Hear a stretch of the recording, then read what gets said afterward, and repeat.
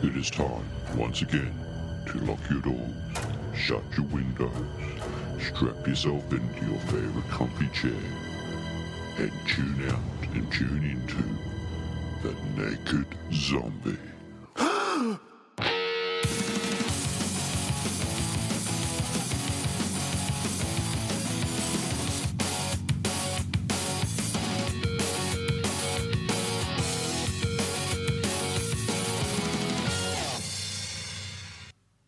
G'day everybody and welcome to another fantabulous episode of Naked Zombie Radio. I am your host, Brad Scott.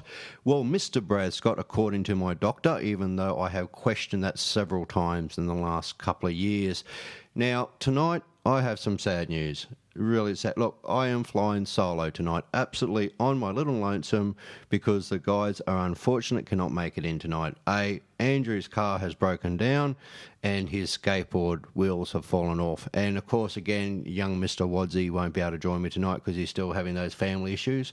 And he will be seeing me next Sunday night. So he tells me, so guys, it's just me. You lucky sods. Anyway, tonight, because I'm flying solo, and I've got some great stuff to tell you tonight anyway, so the show is still going to go on. Basically, what we've got first is I got some information through that I promise that look, this is absolutely fantastic stuff. This is what I love about the paranormal industry. Now, guess what? If you live in the Brisbane area or around Australia, I got some news from Moonlight Tours actually contacted me with some updated information. Now, back on the 13th, they were going to have Moonlight Tours happening, but because of the weather and no one wants to die of pneumonia and stuff like that, they sent me a bit of information, so I'm going to read out for you now. It basically said, look, unfortunately, the less than wonderful weather we have been experiencing in the past few days necessitates the postponement of the other night's Friday the 13th Moonlight Tour of South Brisbane Cemetery. After all, cold, wet weather can easily lead to pneumonia, which is left unchecked can lead to death. It has that happen. And while I say tour amongst the headstones of Brisbane's former residents may be fascinating, we rather you had the option of going home after the tour without the risk of returning shortly after in a pine box or for intentment. Basically what they're saying is they don't want you to die on there because it's bad for business. It's bad for anybody's business. Anyway, look, so to make up for the unfortunate cancellation of Friday night's Moonlight Tours due to rain, other fantastic tour has been scheduled for Friday the 27th of July. That's right, you can go to this in July. Wallace Toowong Cemetery on the city's west side lays claim to a number of Queensland's important pioneers and events. South Brisbane Cemetery holds yet an earlier record of Brisbane's history, which will both inspire and horrify you. Hear the amazing true stories and visit graves, amongst others, of the victims of the 1896 Pearl tragedy and the captain that steered them to their deaths. Or for those executed of few lie in Section 6B, murderers, highwaymen, bushrangers, and even cannibals, and the very man who provided testimony against some of them. The renowned tale of the Lady in Black, who resides within the upper reaches of the grounds and has been a regular visitor to South Brisbane Cemetery for many years. Featuring renowned South Brisbane Cemetery historian Tracy and author of The Ghosts of South Brisbane Cemetery, Tales from a Backyard, and of course Liam, author to Remember the Tour Guides, a qualified haunted historian. The next Friday night go to remember. Tour guides will not be dressed in mismatched period attire.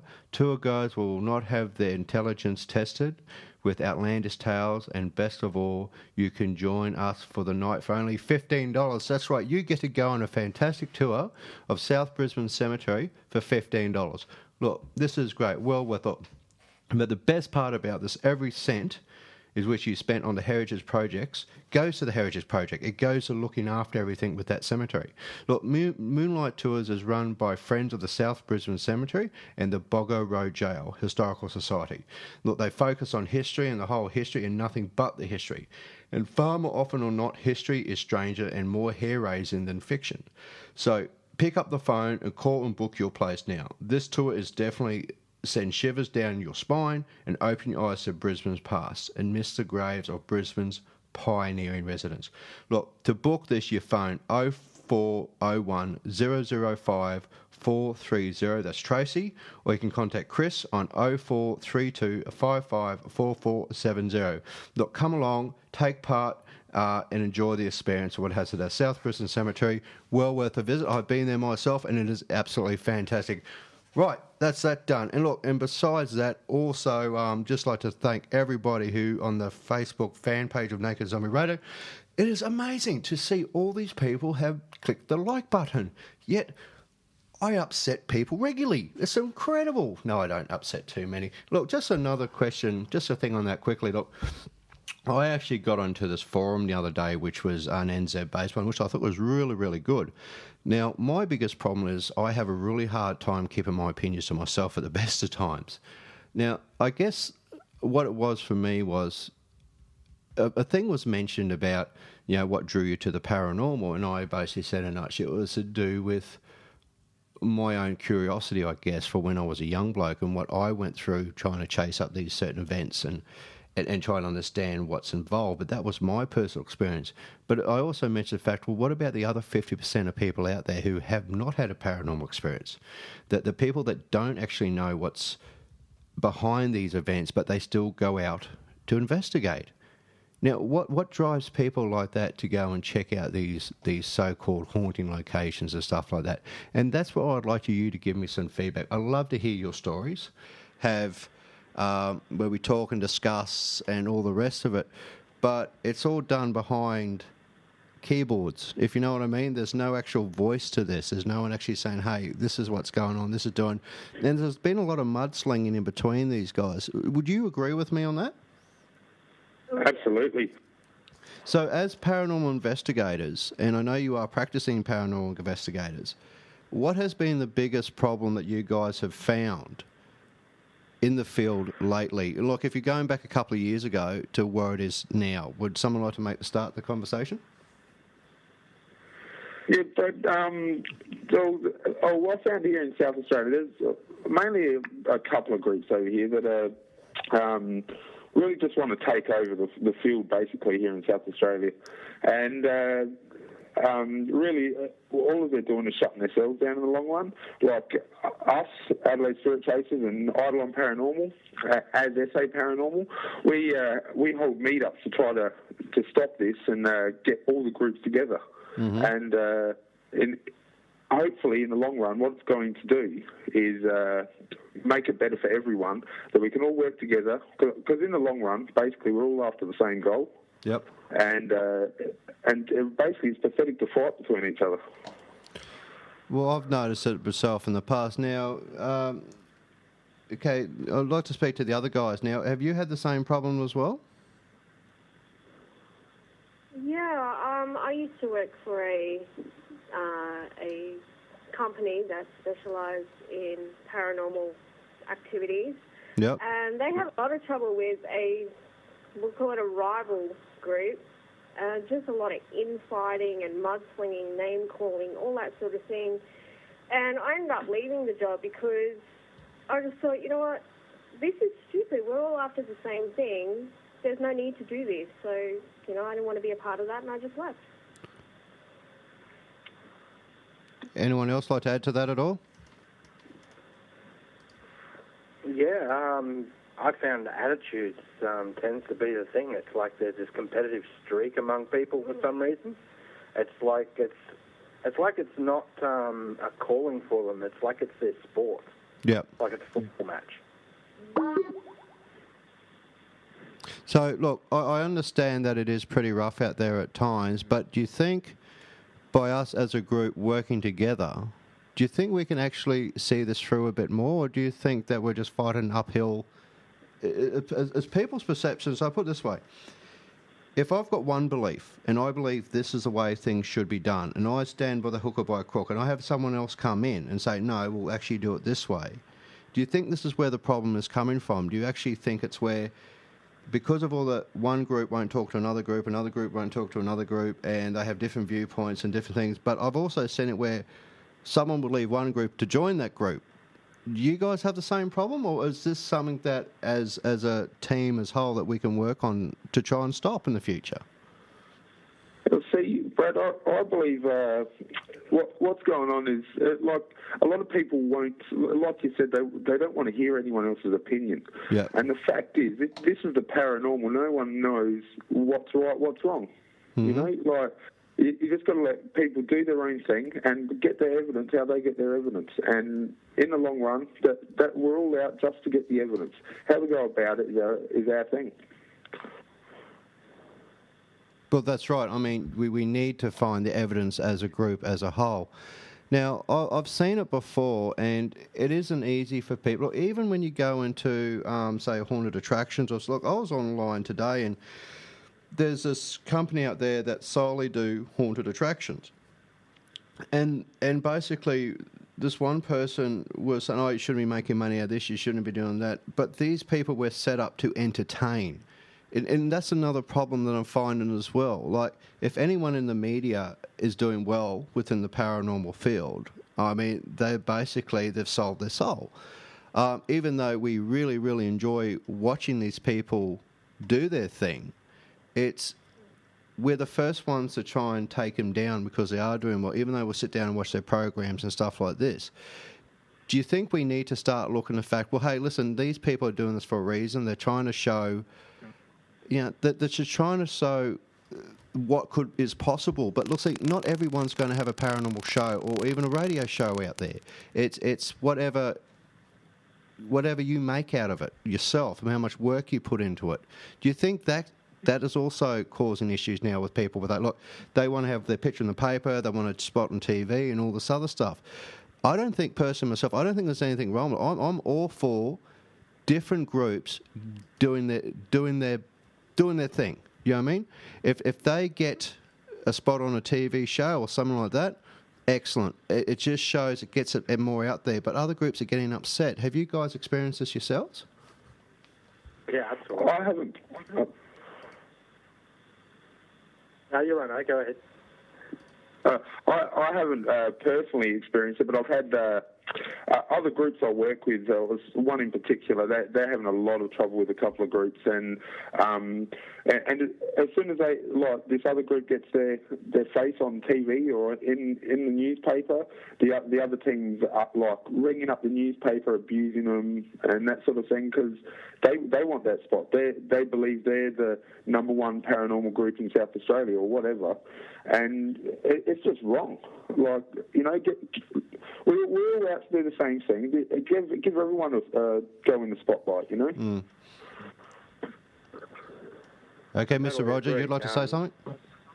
The groups I've had interaction with, quite often they've got at least one other group they have to argue with. Or that other group seems to think that they need to argue against that group that's getting the attention.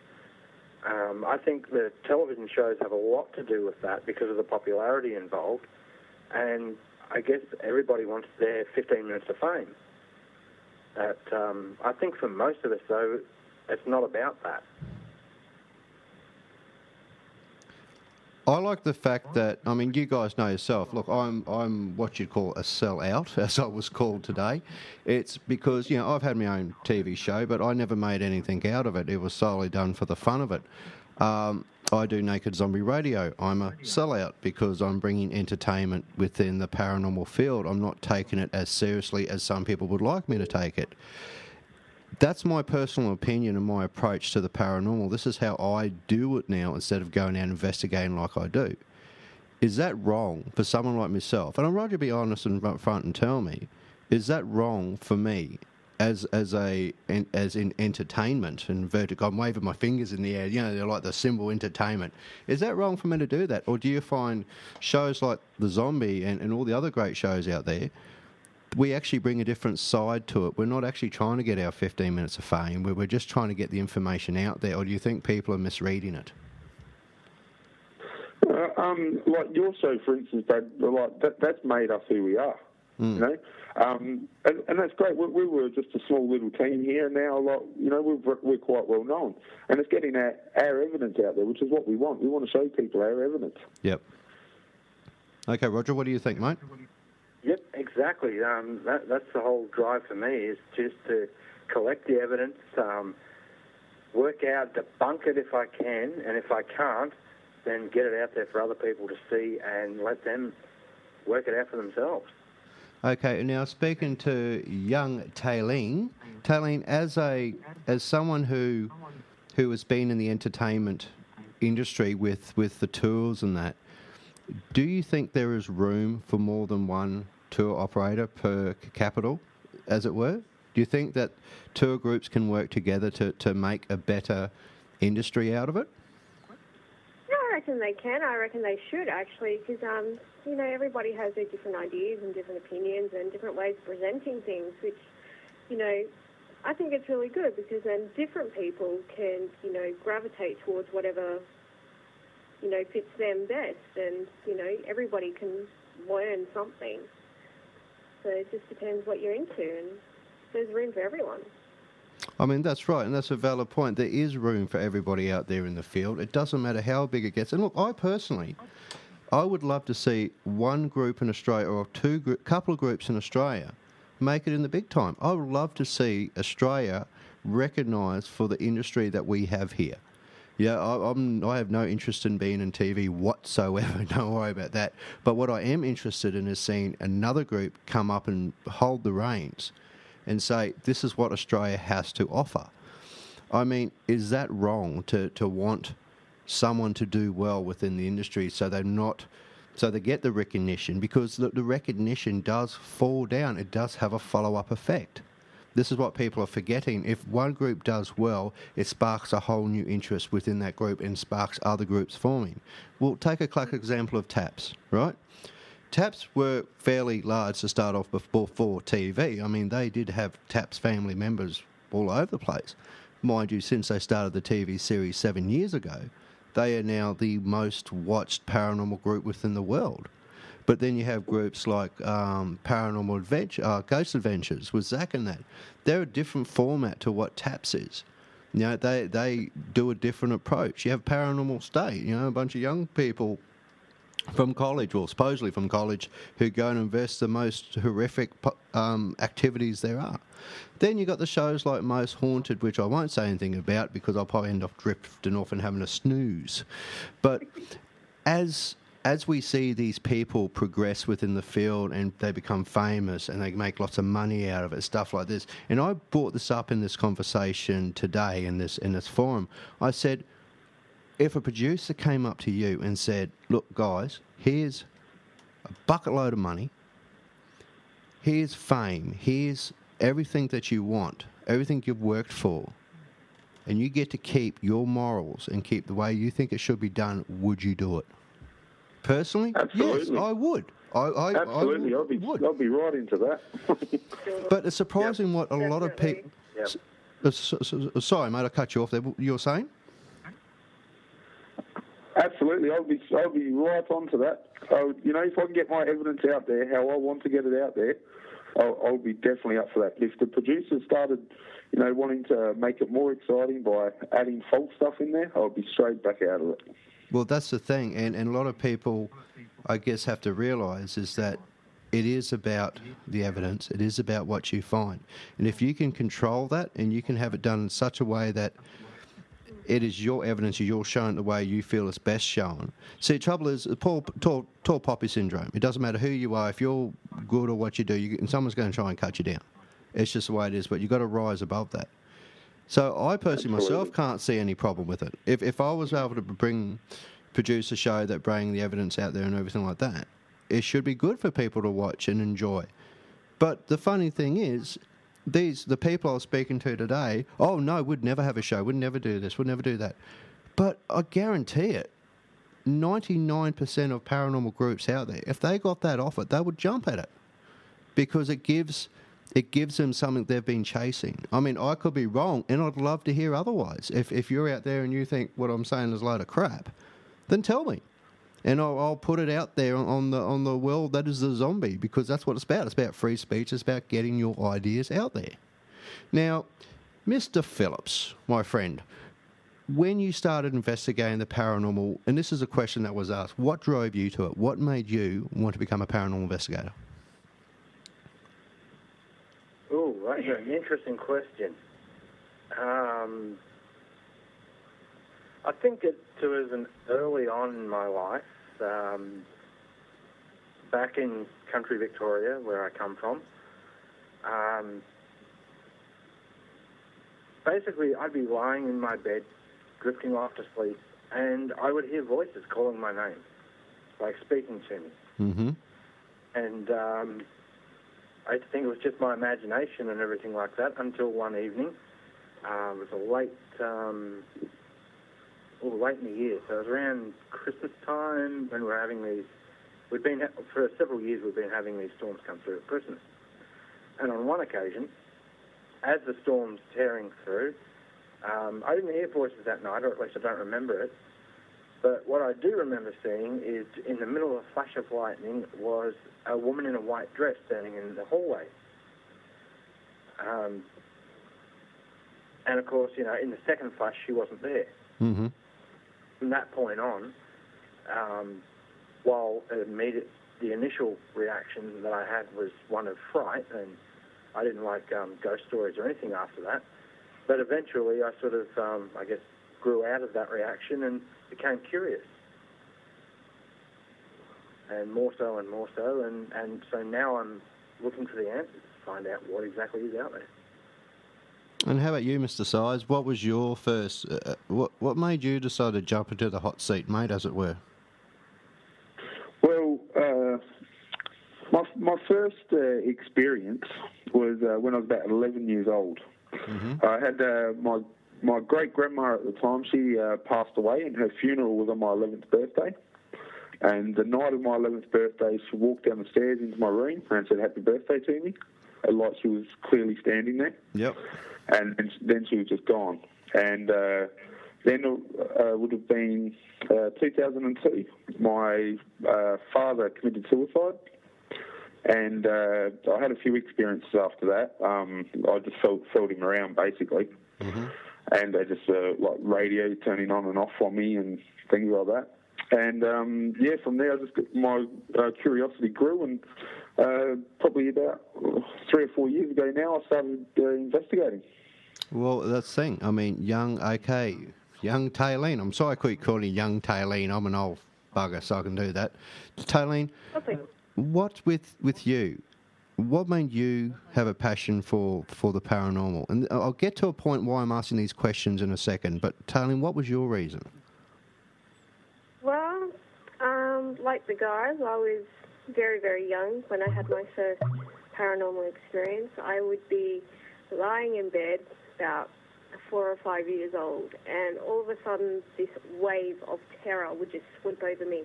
And I just somehow knew there was a man standing in the corner. I couldn't see anything. There was nothing visible there, but I just knew there was somebody standing in the corner.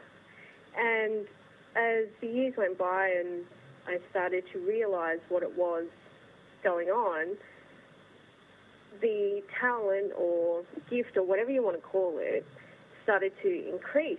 And I've discovered I'm quite sensitive to the paranormal world. So I just really want to find out everything that I can and share that with everybody, because I think, everybody has the whole what happens when we die kind of thing going through their head, whether they say it or not. They're all thinking it.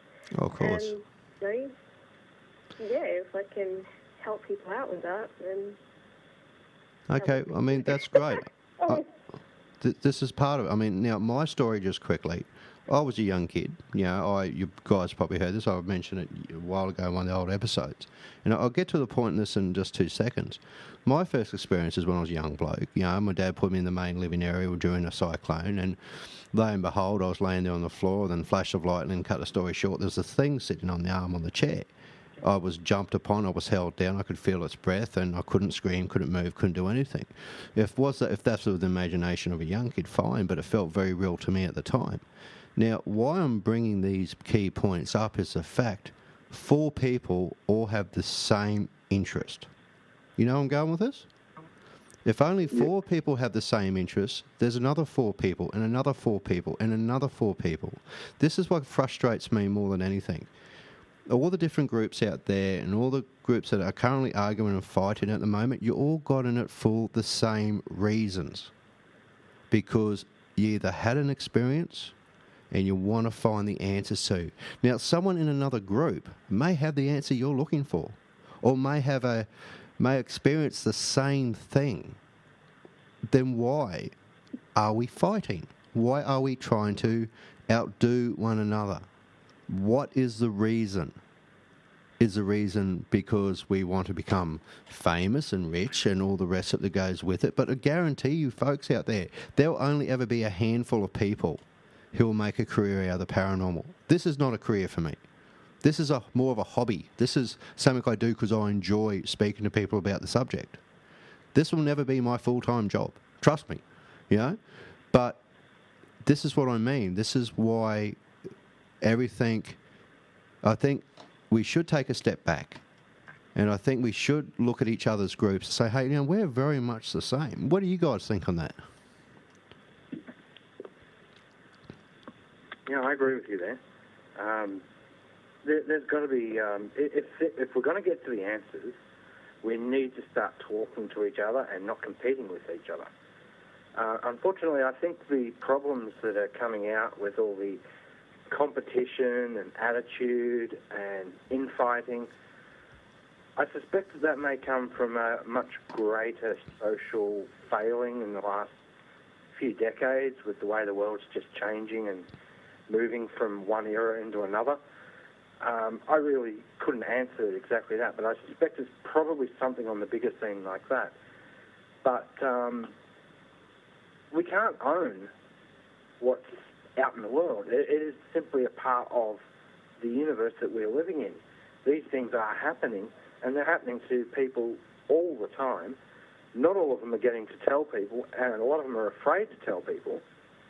And if small groups like us are going to start infighting and bickering because we all want to be the next Zach Baggins or what's his name, Jason Hawes, then all it's going to do is drive all the witnesses and the people seeking answers further and further underground, and they will run from this.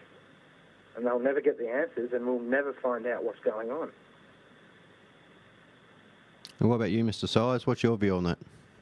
Yeah, I believe with both of you. I agree with both of you. Well, this is our whole goal here in South Australia. As you know, we hold the meetups, and what that is to do is trying to get everyone together and stop all this bickering, because, like you said, we're all in it for the same goal. You know what? You know, someone out there, like another group, might have a different technique that works. You know, you can learn from them, and this is the whole thing. Like, we can learn from each other. You know, if we're going to fight or bicker between each other, you're never going to get anywhere. Well, that's right. I mean, I personally would like to see a lot more paranormal radio shows in Australia, because someone else may have a different take or a different spin on what I do. I think it's great, because not necessarily my show is for everybody.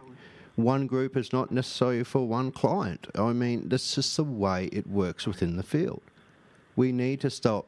We need to take a step back and have a look at ourselves. I'm speaking to groups who listen to the radio show, and there's a lot of yous out there who do tune into the Zombie. I'm still trying to work out why, but there is a lot of groups out there that tune and listen to me rabble on each week. But the point being is, guys, that as a paranormal community, we have a hard enough time just being accepted, period. You know, you've copped it yourself. You say, oh, what do you do on the weekends? Oh, I go out paranormal, I go ghost hunting, and sometimes you do get the funny looks from colleagues or workmates and stuff like that. Yeah, I've got broad shoulders. I'm over that side of it. But, you know, why deal with that plus fighting with the guy up the road who has another group on a street corner somewhere? This is the thing. Anyway, we're going to change topics now. I think we've milked that one pretty much to death. And my closing thought on that is, folks out there, look, it doesn't matter what you do and what group you're with. But if you just stop and take the time to look at your neighbour and actually take notice of what he's doing or she's doing, then maybe you two can work together to become better. It's just the way it is. We learn from each other. We learn from people younger and older.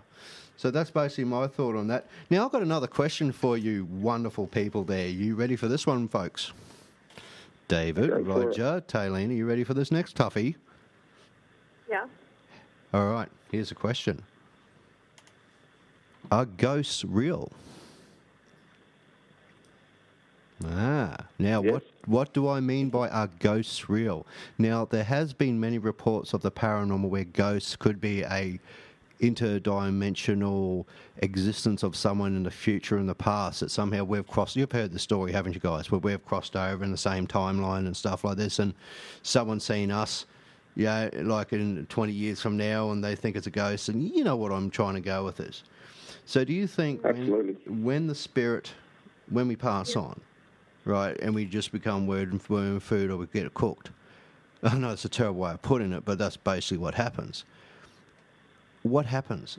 Does our soul move on to a higher plane of existence, or is there a nothingness to it? Now, Tylene, being sensitive, I'd love to hear your view. I know you're into crystals as well, and crystals, look, I treat everyone the same on the show. I take on everyone's opinions. I do not judge anybody. And I want to hear what your opinion is, mate, because you're right into crystals and the healing and that side of things, aren't you? I am. Now, I'm very interested to hear your viewpoint on this. Do you think there is possibility of spirits, and why would a spirit want to hang around here? Oh, maybe a spirit wants to hang around just because they like the look of you. Maybe they think you're a bit of all right. Yeah, well, we know I am a bit of all right, so you don't need to go any further. Their personality changes, right?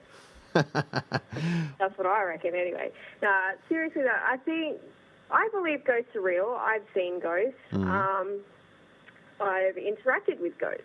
I've spoken to them. They've spoken back in an intelligent manner. And I don't think there's anything that could possibly change my mind on this now. That's good. Okay, Roger, what's your view on it, mate? Are ghosts real? Are we out there investigating on the premise that we're just our wild imaginations, or do you actually think there is something there? Well, you see, now you've really bitten off a very complex answer. Oh, yeah. Which I won't delve completely into. No, 12 all you want, mate. That's what we're here for tonight. But because I come from a sort of more analytical, scientific take on what is out there in the world. I try to understand, I try to get tangible, readable results from investigations and such, just so that I can know, and I know for a fact that something happened. That would lead me to say that the first question we need to ask before this is, what is a ghost? Good point. So, not really knowing, are they real? So how can we ask, what are they? Because to find out what they are, we need to know whether they're real or not. So it's sort of one of those catch-22. It's amazing, it's true. I would say that, traditionally speaking, ghosts are real, in the sense that they are something that people see and experience, without a doubt. But are they what we think they are? Are they what our ancestors have been telling us for thousands of years? For me, the jury's still out on that one. I need to get more evidence, and that's why I'm looking. Okay, and David, are ghosts real? I believe ghosts are real. Now, for me, it's just a matter of proving it to everyone else. Real hard question to answer, though, because to explain it to everyone else how I believe they're real is I have to go through all my evidence. And you did send me an awesome bit of evidence in last week's show, that EVP, and I've had a lot of responses. Just breaking that up quickly, the responses and emails I've been getting from the EVP you sent in, mate, 99.9% of them, and I've received a lot of emails saying they can definitely hear I'm the devil. I don't give up. Yes. What was that word? The F word that you said it was? Fandui? What was it? You know, at the end, we thought it said the F word, but it's something else. It's like the F word, but you remember what it was? I actually cleaned it up. Yeah. And I cut out the first little murmur before it. Yep. And it definitely sounded like F off to me, but it was with an accent. That's it. I thought it was with an accent. Yes. There you go. We have ghosts swearing at us now. Well, is that proof of point enough? And that's the thing. Are EVPs, are they really ghosts trying to communicate with us? I mean, these are questions that we need to ask ourselves as investigators, and how do we take that evidence through to a client? Do we go in there with gun blazing and say, hey... When I got that EVP, Brad, it was quite hard to take it to the client because that night I got 22 cipherable EVPs that night. Mm-hmm. And this was within an hour of recording. Yep. And every single one of those voices was different. There was kids' voices, there was female voices, there was different males, there was different females. It was just amazing. And how do you take that to a client and say you've got multiple voices coming through? Well, that's right. How do you take that to a client? It isn't easy to go up to someone and say, hey, listen, I found all these EVPs. Your premises is extremely haunted. I mean, but the question is then, what do we deem as paranormal investigators? How do we go and tell a customer their place is haunted? How much evidence do we need? That's the next. Exactly. That's a follow-up question to this. Okay, so we're going into and I think this is good for all groups to work this out for themselves.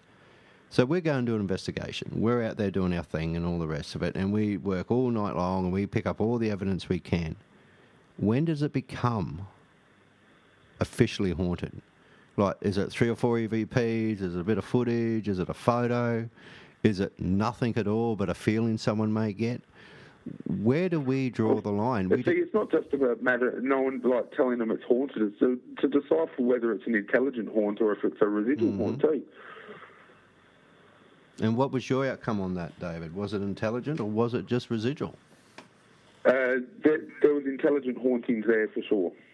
Definitely. The questions we asked, we'll get direct responses to. And being told F-off is usually a pretty good sign someone's got an IQ. If you know what I mean. Now, I'm going to speak to Roger quickly. Roger, with when you go and do this yourself, old mate, how do you approach it with a client or someone when you go and investigate? Do you go in there guns blazing with all the equipment, or you just take a step back and just read it first? What's your approach to do an investigation?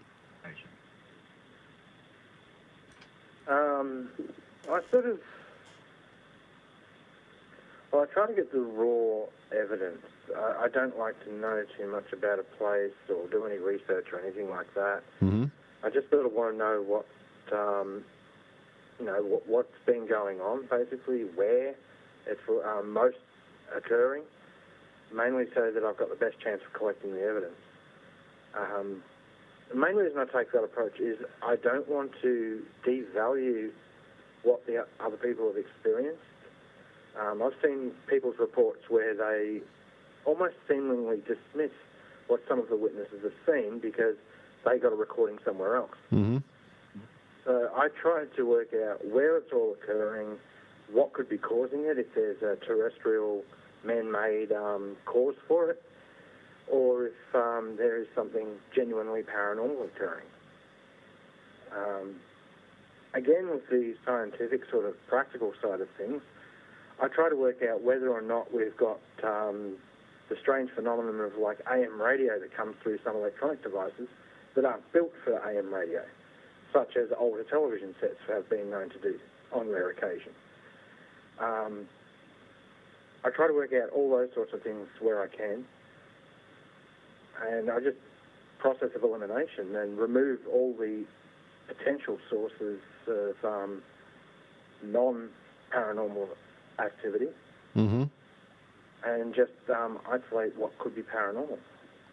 I mean, that's great. So basically, in a nutshell, you two blokes, and Tylene, of course, I'm not forgetting you, mate, when you go and do this sort of thing, you're actually taking the time, you're actually sitting down, and I think 99.9% of groups out there do the same thing. You know, you try and break down the evidence, you try and get as much information as you physically can or possibly can, and you're taking that back to the client, and really at the end of the day, the client really has to make up their own mind, don't they, have to place it. Look, even though you may have not experienced anything of the night, but they live there. They've probably experienced heaps. So at the end of the day, it's the client's own perception that the place is haunted or not, isn't it? Absolutely. You can't, no matter how much evidence you throw in front of them, it's their perception of it. You've you also sometimes when you throw, like for this client that I've just done last weekend, because I was throwing so much evidence at them, they started to freak out. So you've got to also try to calm them down as well. Yep. And to explain to them what it is, and that it's not the ways that it will affect them, the ways it won't affect them. That's good. Now, with you, Roger, do you find that most clients that you deal with, they're pretty open to having you guys there? Do you find it sort of a lot of hard work to get investigations nowadays, or is it just getting easier because of all the media out there on there or something? Yeah, I think it is getting easier. People are more open to the possibility of it. I find there's still a lot of older world sort of religious morals sort of overshadowing their thoughts and everything like that. Mm-hmm. But they're still being open-minded enough to ask, and they're despite their upbringing and such, they're more open to just asking, well, what can you guys get out of it? What do you think? Is pretty much what it comes down to. I don't think they always agree with us, mm-hmm. but they are definitely more open to asking for it. No, excellent. Well, you guys, you are listening to the best in Australian paranormal pop culture radio, The Naked Zombie. Tonight, if you've just tuned in, I am joined by Roger Phillips Tylene Prendergast. I probably said that wrong again. And, of course, David Sides. 3 paranormal investigators who have spent their time within Australia researching and going over the paranormal. And tonight's discussion basically has been, key points are, why is there so much infighting? How we can fix this and start small and, get bigger from there to bring everyone together as best we can. And also what the client's perception of the paranormal and our perception is, and what we do as paranormal investigators to manage that. And we've got about another 20 minutes left to go. And I must say, guys, you were doing a fantastic job tonight. And thank you so much for taking the time to come on the show. I really do appreciate it. Anytime, Brad. That's wonderful. Now, also, okay, we're going to go on. Everyone knows with me who's listened to the show, I have this fascination with the black-eyed kids, or the EBKs as we call them. I've got a good mate of mine who's right into it as well. But what I want to talk about, in your times, guys, investigating, this has always been a funny subject with people. Have you heard of any stories regarding to the black-eyed kids? Like, have you come across people of all that have said, hey, while you're here, I had this experience with this creepy ass-looking kid with nothing but jet black eyes? Have you guys come across anything like that in your times as paranormal investigators? Not personally, but I've come across a Yowie story, but here in South Australia, but nothing to do with the black-eyed children. Did the Yowie have black eyes? Just wondering, just questioning. That's all. Mate. I'm like, I dove deep.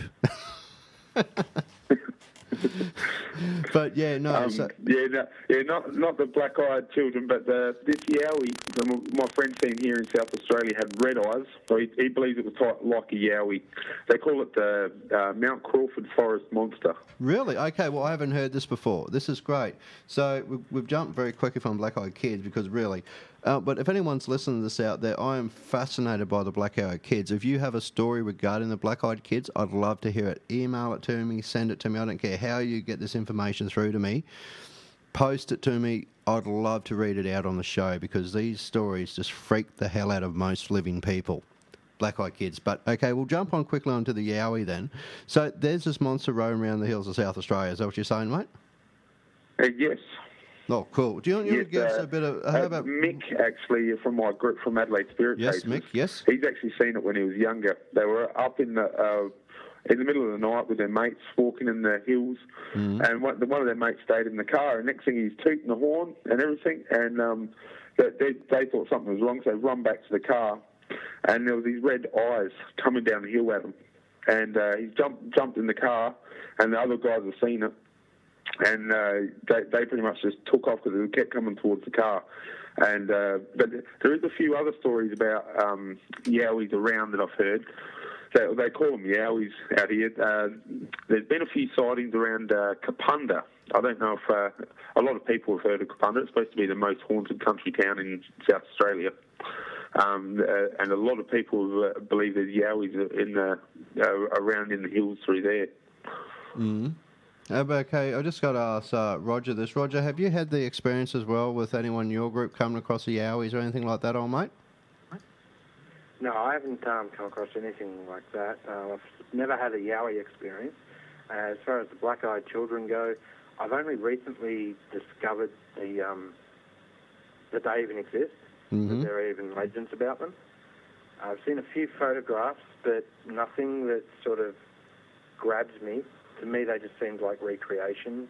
Yep. I'm pretty sure a couple of them were. And I've read the descriptions and all, and I don't know enough about it. To me, it just seems like something out of a really good story. Okay, no, that's good. This is stuff we need to hear about. More looking into. I'll give it that much. As far as any significant legends go, back home, all I've got is the cliche panther out in the wilderness. Well, they reckon that panther's been sighted again, though, hasn't it? Just recently. From my understanding, the panther, because I've heard about the panther stories and that, I mean, this is part of the cryptozoology side of things with the show as well, is that panther has been spotted again just recently. I think it was in the Sunday Mail or something. Anyone can recall that? Well, where I'm from... I've seen the story a couple of years ago. Yeah, where I'm from back in Victoria, we had a major bushfires in 2005. Yep. So I'm thinking our panther story probably got roasted. Because there were significant bushfires in Victoria at the time. Oh, boom, boom. That was a terrible pun there, Roger. Sorry, mate. Oh, that's what I love about the Naked Zombie. We like to have a giggle occasionally, especially with our guests, which you guys are doing a wonderful job at. All right, so I'd like to... Look, we've got about another 10 minutes left to go tonight, and I want you guys to just... Look, you know, people are going to listen to this, and it gets heard all around the world, that there are some people who are going to disagree, there's some people who are going to agree with what's been said, and 9 times then I'm the one who cops emails over it, which is fine. I mean, that's part of it. But I want you guys individually now to tell me how you think the paranormal field could be made better for everyone. And this is I think this is, someone might cotton onto this. So, David, I'm going to start with you, mate. How do you think, as paranormal investigators, can make the field better for everybody concerned? Who'd you say? I said Mr. Size, David. Oh, sorry, you're breaking up a little bit. Yeah, no, you're just dozing off. Stop it.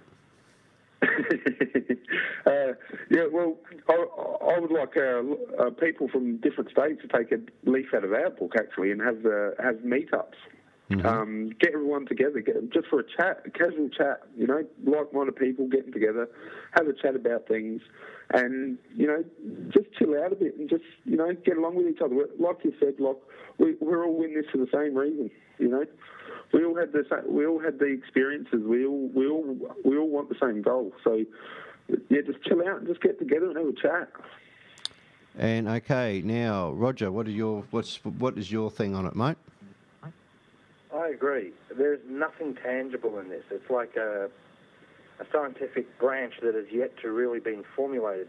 There's no tests or anything that we can do and repeat over and over and over and prove without a doubt that any of the evidence that we have is conclusive. Until that happens, we need to just chill out, just relax, talk to each other, share each other's ideas, you know, like suggest new technologies that we might be able to use to find things out. All that. Just be a community. Get along, sort this out, and we'll start finding answers. I think that's beautifully said, both you guys. Okay, Tylene, what's your opinion on that, mate? I like David's idea. I think that's really cool, just getting together, having a bit of a chit-chat about everything. I think we need to stop being jealous over other people's successes. Mm-hmm. Because there is so much that is unknown about the paranormal, everybody wants to be the one to find that one little piece of the puzzle that brings it all together. Everybody wants to find that. And when somebody else seems to have found something that takes them a step closer, everybody arcs up and gets all jealous and has to dismiss it, debunk it, and, descend into name-calling and fighting. I think we all just need to chill the heck out, calm down, and just have fun. I think I agree with all three of you tonight, and my opinion has been pretty much the same. I mean, I won't lie to anyone. When I first started doing paranormal investigating, I too used to get upset with other people and stuff like that because I thought I was right all the time. But I soon learned I was so wrong. And I'm the first one to stick my hand up and say I've made some terrible bloody mistakes within the field and with people regarding this, because it has been a massive learning curve. From my early days of being a young teenager doing it, just thinking I knew everything, to being in my 40s now, and I still don't know enough. I know nothing compared to a lot of other people out there. But the point being is, I learn from my peers. I learn from other people. I learn from you guys. And that's what I love about the field. And that's why I see the good side of it. Anyway, guys, I'd like to personally thank you for taking the time for joining me on Naked Zombie tonight. It's been a little bit different of show, of course, and I love to hear people's feedbacks about it who have listened to it. So please thank me, everybody, and please, Roger Phillips, David Size, and Tylene Prendergast. Sorry, Tylene, I have a terrible speech problem. you can beat me up later. And look, and please support your local groups out there, and support your tour guides and all the rest of them, because they're doing it because they love it, and that's how they make their living. Show them a bit of love. Doesn't matter who runs what. Show them love. Get behind your local community and all the rest of it, and your local groups. But thank you guys for joining me on the Zombie tonight. I'll just get you to hold the phone for the next couple of minutes before we wrap up, and just like to say a few words. And look, and don't forget the app. Yes, Naked Zombie app is out there for Android. You can hear all the shows, you get all the news of what's happening within the world of the paranormal, and myself and my team. Whether you want to, of course you do. It's awesome. Just click that button and buy that 99 cents because you want to. Isn't that right, guys?